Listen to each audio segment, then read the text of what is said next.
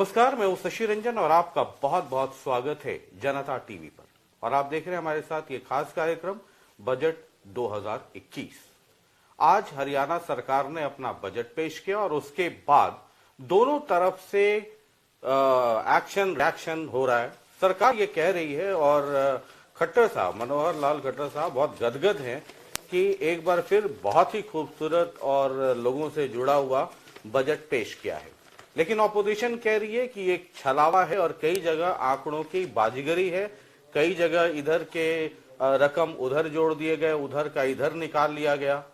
कुल मिला के स्थिति क्या है और विपक्ष इस पूरे बजट को किस रूप में देख रहा है, ये समझने और समझाने के लिए इस वक्त हमारे साथ बहुत ही खास मेहमान है, लीडर ऑफ ऑपोजिशन हरियाणा के पूर्व मुख्यमंत्री भूपेंद्र सिंह हुड्डा साहब। बहुत बहुत स्वागत है। धन्यवाद। वो खट्टर साहब को आपने देखा, आपके मित्र आज बहुत गदगद हैं, कह रहे हैं कि एक बार फिर वो बजट दिया है जो हुड्डा साहब कभी दे ही नहीं पाए इतने साल राज। देखिए, एक बात तो मैंने मेरे को मिले थे अभी जी, और वहां भी कहा, मैंने कहा प्रशंसा की उनकी। मैं 9 मेरी टर्म हो चुकी है, पार्लियामेंट में भी रहा हूँ, असेंबली में भी रहा हूँ जी। इतना लंबा बजट 2.5 घंटे तक कभी देश के फाइनेंस मिनिस्टर में पढ़ा, बड़ी खूबसूरती से इन्होंने पढ़ा, जो एक एक वर्ड पढ़ा, इस बात की प्रशंसा करता हूँ। लेकिन इतना लंबा बजट जब मैं सोच रहा था, जब इतनी मोटी किताब थी, मैं सोच रहा था और ये था कि बहुत कुछ राहत दिया जाएगी कोरोना के कार्यकाल से। प्रदेश अभी निकला भी है, लेकिन बहुत लोगों का नुकसान हुआ है। किसान को, गरीब आदमी को, व्यापारी को, कर्मचारियों को कुछ राहत दी जाएगी। खासतौर पर जो कोरोना वॉरियर रहे हैं, जैसे चाहे सफाई कर्मचारी हो, चाहे डॉक्टर हो, नर्सेज हो, उनको डबल तनख्वाह देने की बात थी। अब भी वो अपनी जीवन जो है रिस्क डाल के वहां जा रहे हैं। लेकिन बात यह है, जो पुरानी बात कही जाती है ना, खुदा पहाड़ निकली चुईया। बजट बहुत लंबा, भाषण बहुत लंबा, ये तो गवर्नर एड्रेस की तरह पढ़ा गया, जैसे गवर्नर एड्रेस होता है ना, जी। उस तरह से पढ़ा गया। लेकिन लोगों को कोई राहत नहीं दी गई। और जो कहा इन्होंने कि हमने बजट बढ़ा दिया अपना, ये तो आप इतिहास देखोगे तो इन्फ्लेटेड बजट देते हैं। अच्छा, अभी तो कह रहे हैं ना कि 1,55,00,000 समथिंग का बजट हुआ, पिछले साल के मुकाबले 12-14% का इजाफा है। मैं बता रहा हूँ आपको जी। अभी 20-21 की मेरे पास नहीं है आंकड़े, लेकिन 19-20 का बताता हूँ। हर साल ऐसे ही होता है, इन्फ्लेटेड बजट देते हैं। आपको 20-21 का 19-20 का आंकड़ा दूं मैं जी। जो रेवेन्यू था वो इन्होंने दिखाया था 82,219 का, लेकिन एक्चुअल कितना हुआ 62,694, मतलब 76%। जो बजट दिया उसमें 70। इसी प्रकार से जो एक्सपेंडिचर था वो इन्होंने दिखाया था 94,241, लेकिन एक्चुअल कितना हुआ 73,257, 77%। तो ये तो हो सकता है हुड्डा साहब ना कि पिछले जो फाइनेंशियल ईयर रहा वो कोरोना साल पिछले साल इसकी बात नहीं कर रहा। अच्छा, आप 18-19 की बात कर रहे हैं। अच्छा, 19-20 की बात कर रहे हैं। 20-21 के आंकड़े नहीं है। अच्छा, ठीक है। मैं तो एक इनकी बता रहा हूँ, जो बजट जिस प्रकार से पेश किया जाता है, इन्फ्लेटेड बजट देते हैं। हाँ। तो ये भी इन्फ्लेटेड बजट है। मतलब आप ये कह रहे हैं कि जो 18% का बजट बढ़ करके 1,55,645 करोड़ का हो गया। इन्फ्लेटेड है। जैसे पहले देखा, मैं फिगर दी है आपको जी, फिगर दी है 25%, 20-25% इन्फ्लेटेड बजट आता है इनका। अच्छा, ये एक और है बजट में खास बात, वो ये कह रहे हैं कि जो पर कैपिटा इनकम है वो नेशनल एवरेज से ज्यादा है। देखिए जी, पर कैपिटा इनकम के कई वो होते हैं। अगर आप एग्रीकल्चर की देखें, जो किसान जो है ना, तो कृषि प्रधान प्रदेश हमारा जी, किसान की पर कैपिटा इनकम कितनी है साल की? वो है 63,073 जी। इसका मतलब जो मिनिमम वेजेस हैं उससे भी कम है, मिनिमम वेजेस से कम है आज किसान की आमदनी। अच्छा, तो कहां से पर कैपिटा इनकम बढ़ गई? वहां ठीक है, कोई यहाँ और भी प्रदेश हैं जो बहुत ही हमारे से ज्यादा गरीब है वहां के लोग, लेकिन हम तो कृषि प्रधान प्रदेश हैं। जब तक किसान का भला नहीं होगा तो आगे कैसे काम चलेगा? क्योंकि किसान आपके एग्रीकल्चर में भी पिछले साल के बजट से आपको कंपेयर करूं मैं, इनके जो था 4.2% 20-21 में एलोकेशन थी। हालांकि इन्फ्लेटेड था उस टाइम, हाँ। अब के वो भी घटा के 3% कर दिया। इसी प्रकार से जो इन्हें कहा एजुकेशन की बात, एजुकेशन में भी अब के जो है वो जोड़ दिया अपना टेक्निकल एजुकेशन। एजुकेशन में करें 18,410 करोड़ का प्रोजेक्टेड बजट है, 17.8% का इजाफा है पिछले। इसमें 705 करोड़ आप निकाल दें जो टेक्निकल एजुकेशन में जोड़ दिया है। अच्छा, वैसे एक्चुअल एजुकेशन तो मैं दिखाता हूं आपको, एग्रीकल्चर, ये टेक्निकल एजुकेशन इसमें जोड़ दिया गया जी, 705 करोड़ पे। अच्छा, तो आप इसलिए कह रहे हैं कि ये रूरल डेवलपमेंट में भी घटा है जी, और एग्रीकल्चर में भी, हाँ। एजुकेशन में भी। लेकिन ये तो कह रहे हैं कि हेल्थ में 20.2 यानी कि 20.2% बढ़ा, शिक्षा में 17.8% कह रहे हैं कि बढ़ गया।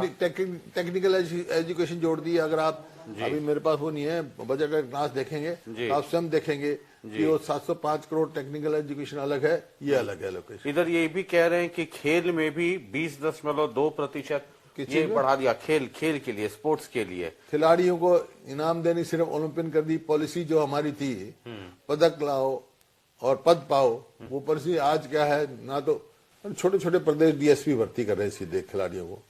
क्यों, एक बात समझिए, कोई देश हो प्रदेश हो, उसकी विकास की जो पैमाना हो, आउटराइटली पैमाना, मतलब बार बार से आप देखोगे तो वहां से खिलाड़ियों से मिल जाएगी। आप अंतर्राष्ट्रीय स्तर पर देख लो, चाहे जापान हो, अमेरिका हो, जो आर्थिक तौर पे अच्छे मजबूत देश है, वो इसी तरह खिलाड़ियों वहां अच्छे मिलेंगे। तो हरियाणा भी वो इसी प्रकार से प्रगति कर रहा था। यहाँ के खिलाड़ी अपने प्रदेश का और देश का नाम ऊंचा कर रहे थे। ओलंपिक्स में भी अगर 6 मेडल आए तो 4 हरियाणा के। कॉमनवेल्थ हमें आया था 36 कॉमनवेल्थ में और गोल्ड मेडल मिले तो 22-23 हरियाणा के, जबकि पॉपुलेशन तो हमारी कितने परसेंट, 2% के आसपास। बस। दूसरा एक और बड़ा मसला है, उसमें ये कह रहे हैं कि जो वृद्धा पेंशन है उसमें भी इजाफा कर दिया गया है और अब वो 2,500 रकम दी जाएगी। वो तो एक किस्म से मजाक कर दिया गया। महंगाई इतनी बढ़ गई और वायदा भी नहीं, इनके तो मैनिफेस्टो की बात है। मैनिफेस्टो में बीजेपी ने 3100 का और जेजेपी जो इनका सहयोगी दल बना हुआ है वो 5100 कर रहे हैं।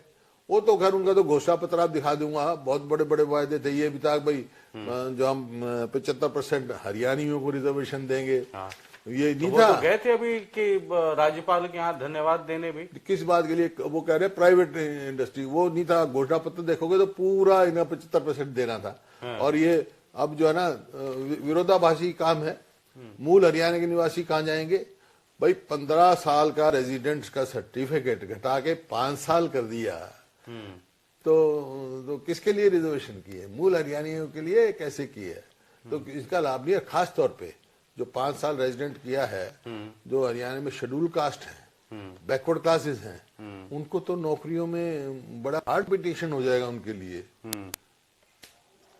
और ये आप ये कह रहे हैं कि इसमें भी धोखा है वृद्धा पेंशन में? हाँ, वो तो है ही। अच्छा, एक ये कह रहे हैं कि किसान मित्र योजना शुरू की जाएगी। एक किसान स्थापित क्या है, जागरूक स्थापित किए जाएंगे। मुख्यमंत्री ने कहा प्रदेश सरकार द्वारा 5080 गांवों में 24 घंटे बिजली उपलब्ध कराई गई है। अब अन्य इलाकों में भी ये सब कराया जाएगा। और किसानों का भी जिक्र कई जगह उनके पूरे भाषण में होता रहा है। किसानों क्या ममता जी, पर कैपिटा इनकम देखो ना किसान की जी। जो इनका वायदा था कि 2022 तक आमदनी दुगनी हो जाएगी, आज लागत देख लो। आज लागत ऑलमोस्ट दुगनी हो रही है। जब पेस्टिसाइड्स हो वहां पे 18%, हमारे समय में नहीं था। पेस्टिसाइड्स पर 18% टैक्स हो गया और फर्टिलाइजर पे 5% हो गया। डीजल कहां से कहां पहुंच गया। हमारे को उम्मीद थी भाई डीजल कम से कम हरियाणा जो अपनी स्टेट का वेट है वो तो कम करके राहत देंगे, वो भी नहीं दिया गया। तो कहीं किसान की किसी तरह से भी कोई राहत नहीं दी गई। एक और मैं देख रहा था बजट भाषण में जो मुख्यमंत्री पढ़ रहे थे जब सदन में, वो कह रहे थे कि रोजगार पर खास जोर रहेगा इस बार और कम से कम 50,000 युवाओं को नौकरियों से जोड़ा जाएगा। देखिए, इन्हीं के भाषण में ये भी है जी कि इनकी सरकार के कार्यकाल दौरान जी कुल इन्वेस्टमेंट आई 24,000 करोड़ की। और नौकरी दी गई 32,000 करोड़ को, ना सॉरी 32,000 कुछ को। और लेकिन आपने पढ़ा होगा एक बहुत बड़ा फंक्शन किया था हैपनिंग इन हरियाणा, आपने जी याद है मुझे, 5 लाख कुछ करोड़ के 47 करोड़ था, 70 करोड़ था पता नहीं, MOU साइन किए गए थे। और एक आधा 2 लाख से ज्यादा आदमी को रोजगार मिलेगा, बेरोजगारों को। लेकिन नतीजा आपने इनके खुद के भाषण में है। तो वायदा करना तो इनके कोई नहीं जाता, ये समझते हैं वायदा करो अपने, उस तरफ नहीं है इनकी। एक देखो मैं समझता हूँ सरकार की, जैसे आपने कर्जे की बात करी, कर्जे चारवाक था, उसकी ये नीति थी, वो कहता था कर्जा लो और घी पियो, मरने के बाद ऋणम गृहेत पिबेत। यस, आप ज्यादा ज्ञानी आदमी हो, तो मैंने तो सुना है ऐसे है? तो वही उस नीति पे चली हुई है सरकार। लेकिन अब स्थिति ये पहुंच गई है, आपको मैं बताऊं बहुत गंभीर स्थिति में पहुंच गए हैं।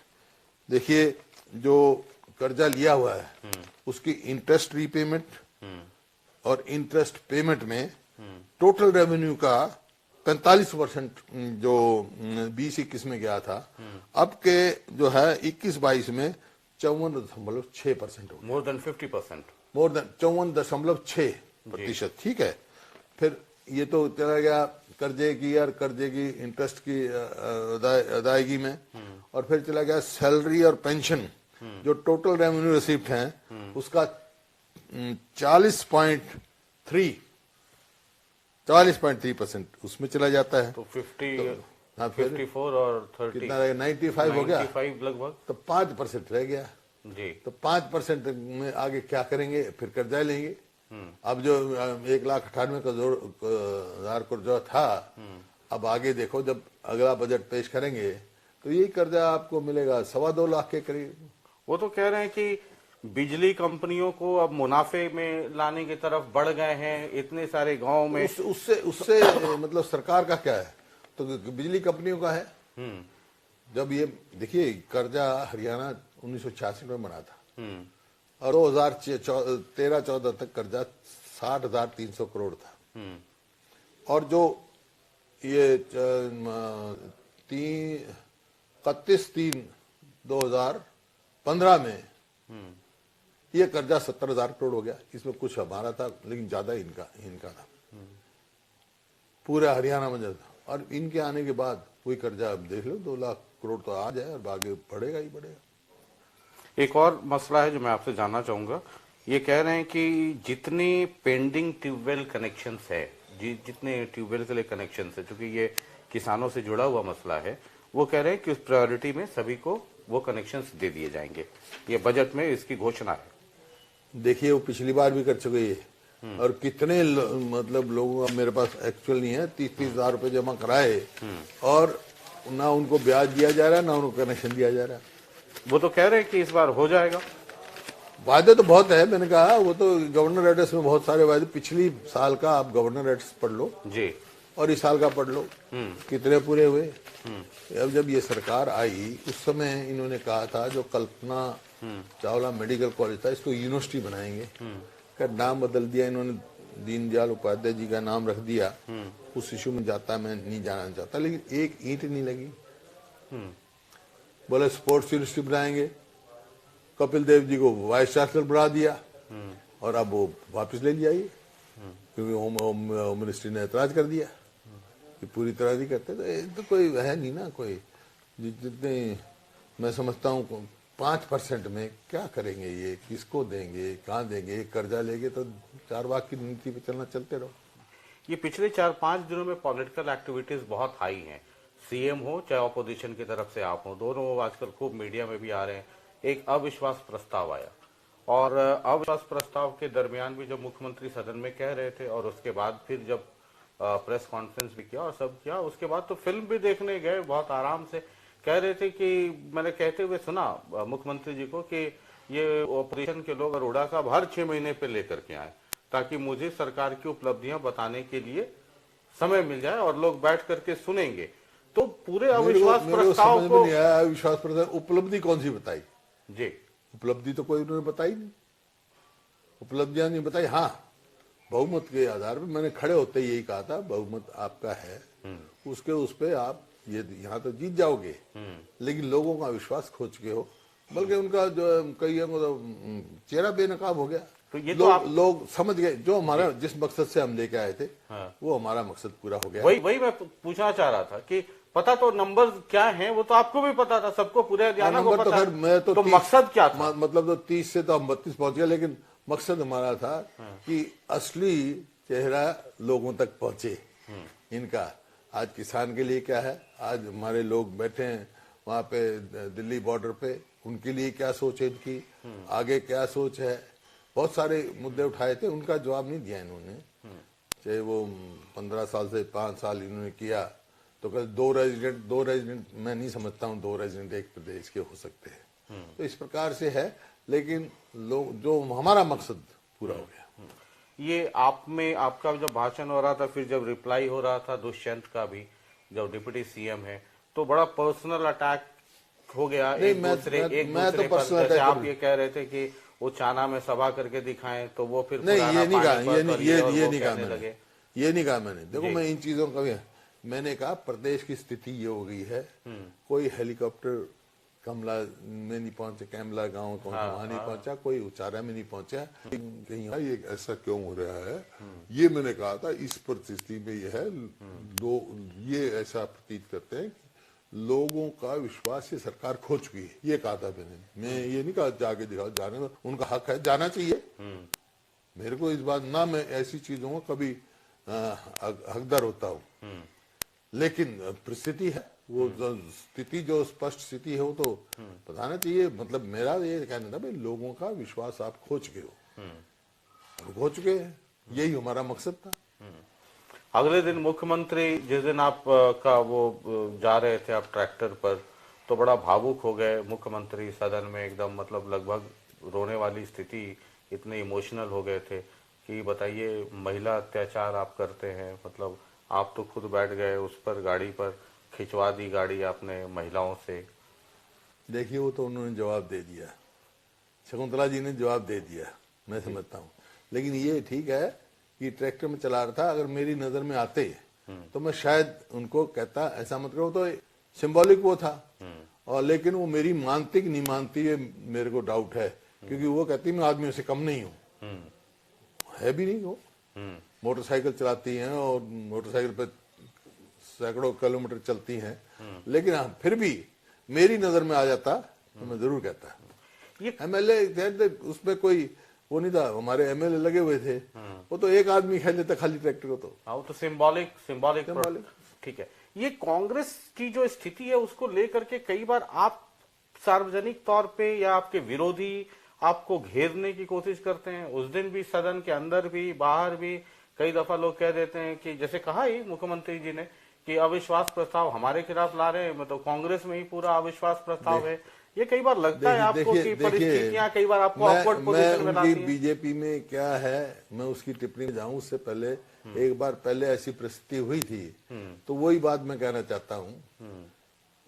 इनको जो भाई सवाल उठा रहे थे या ऐसी बातें कह रहे थे कि कांग्रेस एक है, मजबूत है, उनके दिमाग में ऐसा कोई कंफ्यूजन नहीं होना चाहिए।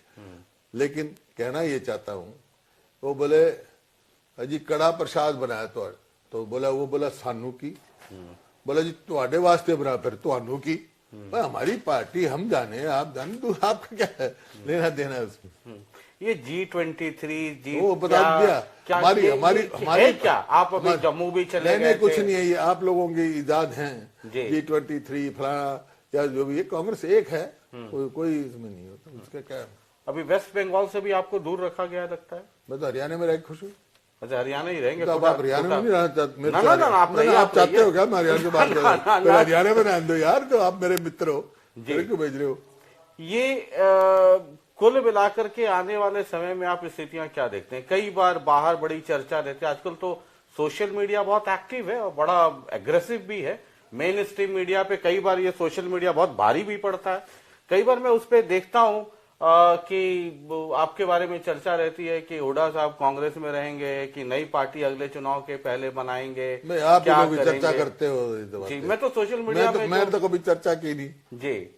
अब आप जो मर्जी चर्चा करो, कौन रहेगा किस पार्टी में कौन रहेगा, आप जिसको मर्जी बाहर भेज दो, जिसको अंदर भेज दो, आपकी चलती चलाओ, लेकिन स्थिति यह है कि कांग्रेस एक है। चलिए, बहुत बहुत शुक्रिया हमसे बातचीत करने के लिए। तो ये भूपेंद्र सिंह हुड्डा साहब थे, लीडर ऑफ ऑपोजिशन। और आपने भी नोटिस किया होगा, हमने भी नोटिस किया, पिछले कुछ दिनों में हुड्डा साहब बहुत एक्टिव हुए हैं। और खास करके अविश्वास प्रस्ताव के दिन जिस तरीके से सदन के अंदर बार बार उठ करके ऑब्जेक्शन भी रेज कर रहे थे और 22 मिनट का भाषण दिया। एक सवाल रह गया आखिरी में, वो मैं आपसे पूछ ही लूं। विपक्ष में एक अभय सिंह हुड्डा साहब, अभय सिंह चौटाला साहब थे, इस्तीफा दे दिया, तो अभी सदन के बाहर हैं। उनकी प्रेस कॉन्फ्रेंस भी हुई, वो कह रहे थे कि हुड्डा साहब ने 22 मिनट बाद दिया। मैंने तो टाइम कैलकुलेट नहीं किया, तो जो उन्होंने कहा मैं कोट कर रहा हूँ, उसमें 7-8 मिनट ही किसानों पर वो बोले। और जितना एग्रेशन किसानों को लेकर के होना चाहिए था ऑपोजिशन में या कांग्रेस में, वो उतना हुआ नहीं। देखो, कांग्रेस को और मेरे को किसी के सर्टिफिकेट की जरूरत नहीं है, नंबर एक। वैसे मेरे मित्र हैं, लेकिन उनसे ये पूछ रहा हूँ, मैं तो 22 मिनट में 8 मिनट बोला, वो तो 1 मिनट में बोले इस्तीफा दे के चले गए, इनको फायदा उठाने के लिए। कह रहे किसानों का मसला पर अरे बोले क्यों इस्तीफा नहीं दे दिया, क्यों इस्तीफा दिया बोल के बोलते ना किसानों के उसमें। किसानों को 1 मिनट भी बोले, लेकिन मैंने जो बताया, मेरे को किसी सर्टिफिकेट की जरूरत नहीं।